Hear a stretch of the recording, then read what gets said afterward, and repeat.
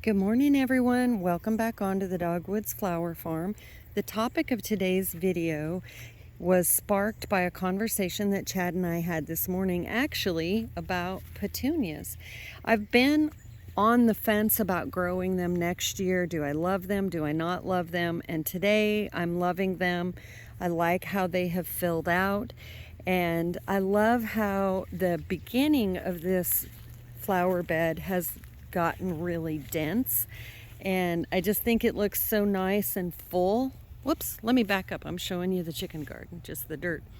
I love how it's getting nice and full, but as you come down and where it's more shaded, and obviously I understand things are not going to be as vigorous when they should have full sun and they're in the shade, but originally this is how I wanted to keep the flower beds. I wanted, a lot of space between the flowers. And my reasoning for this was snakes. I don't want to have some type of an environment where snakes can hide under things. That's why I've chosen not to do hostas or caladiums. Also, we do have chickens, and I know eventually it is going to happen. If you do have chickens, they do bring the chicken snakes. I get it. I'm fully aware that one day I'm going to come out here and there will be a chicken snake. However, the other thing, living in Texas, we also have a lot of venomous snakes. We have several types of rattlesnakes.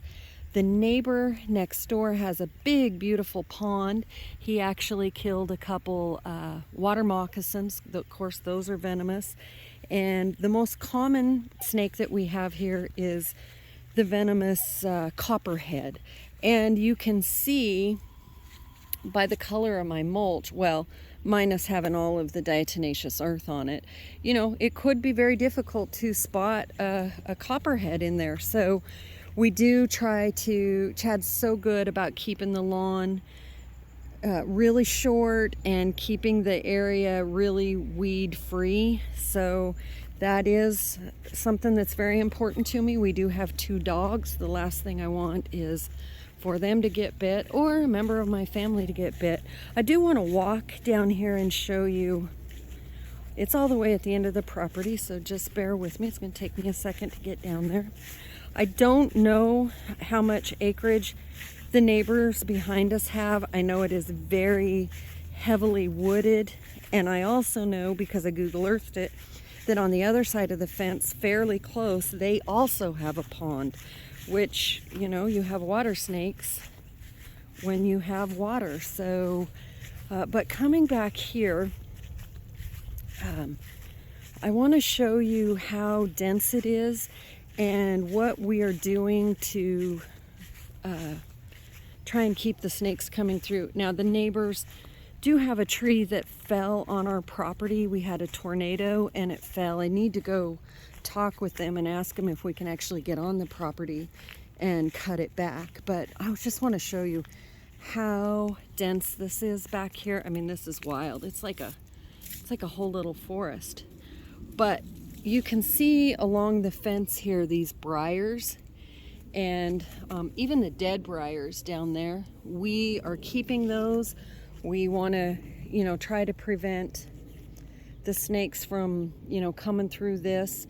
So we do allow the briars to grow up on the fence, and hopefully that will keep them out. And then I want to show you this neighbor here built a fence, and we have a gap in between.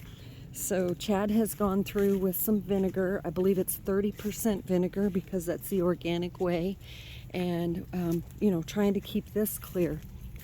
So my love of gardening is, I'm so excited about my new ventures and all the things that we're doing for the property. But I also am very aware that when I plant things that snakes can hide under, I have to be so careful of that. And I've got a little rake that, I kind of shake the plants a little bit and make sure there's nothing in there. So just let me know in the comments if you are dealing with snakes on your property, and what you're doing to prevent them or how you're handling them. And once again, it's a great day, and thank you for letting me share.